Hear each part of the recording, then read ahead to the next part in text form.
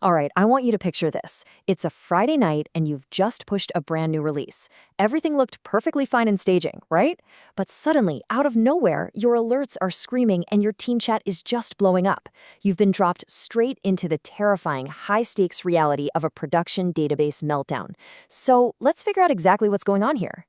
The most critical question you have to ask yourself in this moment is, why did production just crash? Because here's the tricky part. The application cluster actually looks totally healthy on the surface. Your health checks are happily returning HTTP 200s, and memory usage is completely stable. But beneath the surface, your database is absolutely dying, and the application is failing catastrophically. As a backend engineer, diagnosing this kind of invisible failure is literally your ultimate nightmare. Let's look closer at what's actually happening under the hood. If you look at the metrics, you'll see the classic panic-inducing symptoms of a massive row-locking disaster. First off, your app logs are suddenly flooded with a massive wave of unexpected null errors. Second, you check the database, and the CPU is pegged at 95% with I/O weight just skyrocketing because of intense row locking. Third, you look at your migration tool. It says the state has failed, but wait, the schema has actually been partially modified. And then comes the true terror: rollback failure.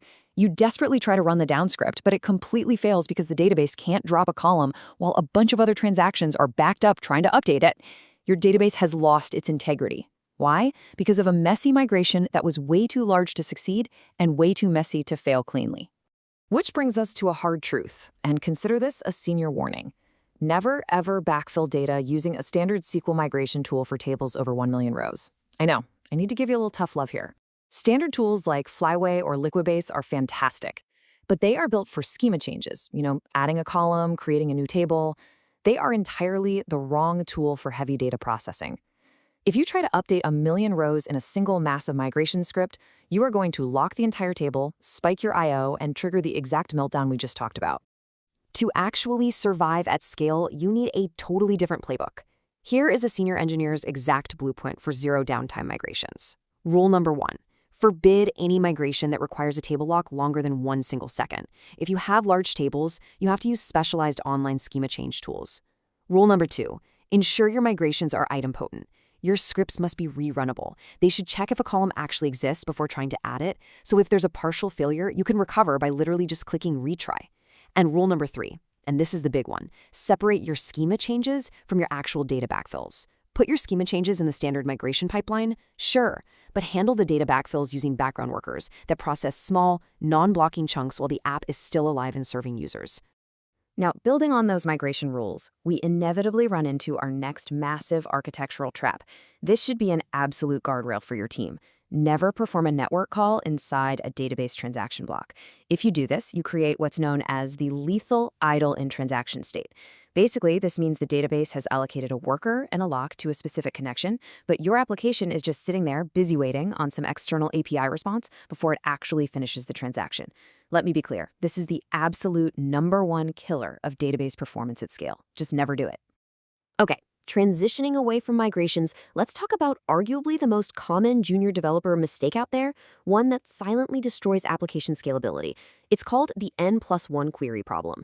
This happens when your code executes one initial query to grab n records, but then it executes n additional queries to fetch the related data for each one of those individual records.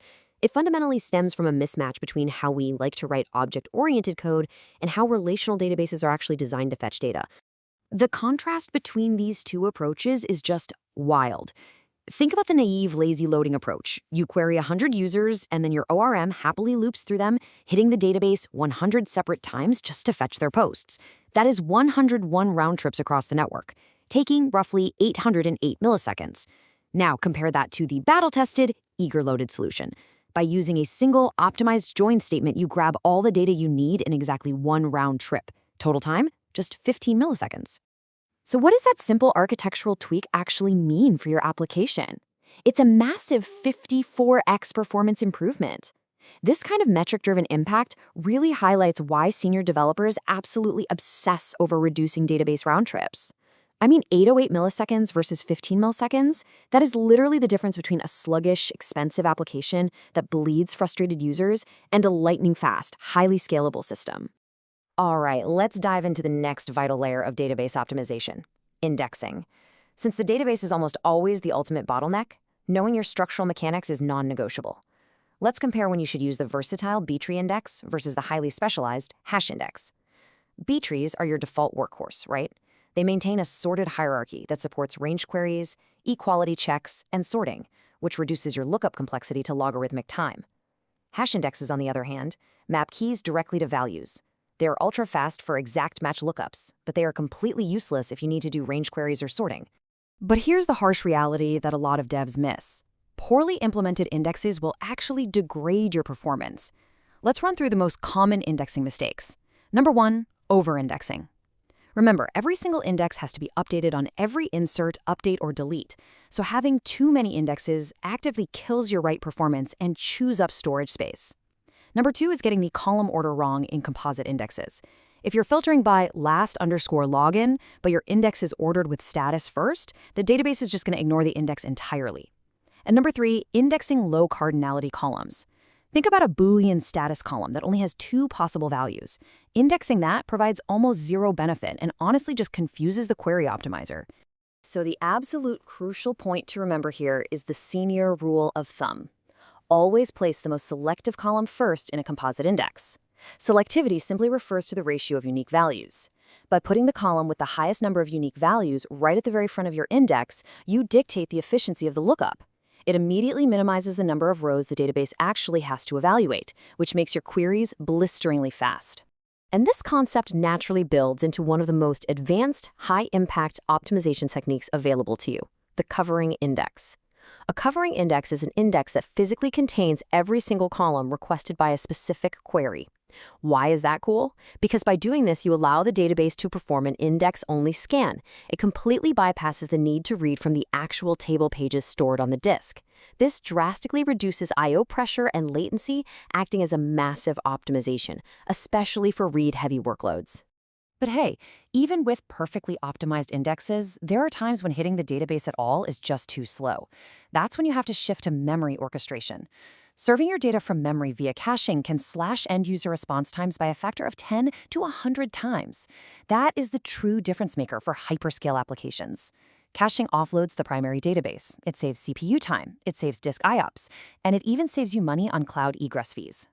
However, caching isn't magic. It introduces a really delicate balance of trade-offs. Yes, it brilliantly offloads high-frequency reads, and we typically rely on the cache aside pattern as a reliable standard. Meaning, if the cache fails or is empty, the application just falls back to querying the database. But you have to be warned against the systemic danger of cache stampedes. This is a nightmare scenario. It happens when a highly popular cache key suddenly expires, and instantly hundreds of concurrent threads all query the database at the exact same time to rebuild that one key. It can instantly overwhelm and crash your persistent storage. All right, let's take a breath and serve up a little narrative palate cleanser. I absolutely love this provocative truth from the development community. Senior developers don't write better code, they delete more of it. True seniority is really about ruthlessly deleting code to reduce cognitive load for your team. You have to realize that every single line of code you write is a liability. It has to be maintained, it creates new dependencies, and eventually it can break. Just consider the stark contrast in how careers progress. A junior developer joins a team, super eager, and they add 50,000 lines of code in their first year. They're creating comprehensive edge cases, spinning up new APIs, adding layers of complexity. Their contribution graph looks like mountain peaks.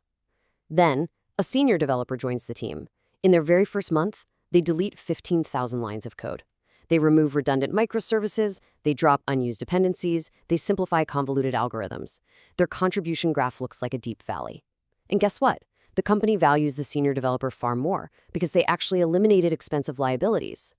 So the big takeaway here is mastering the art of strategic deletion. I'm telling you, you need to apply this doctrine to your own work. Delete redundant code by combining similar logic into unified, simple functions. Remove unused features. You know that complex analytics dashboard that literally nobody looks at? Delete it. Eliminate premature optimizations that were built for traffic loads you simply do not have yet. And drop bloated dependencies if you're only using like 5% of their functionality. You can solve so many maintenance nightmares simply by removing the complexity in the first place. Let's wrap up this explainer with a challenge for you.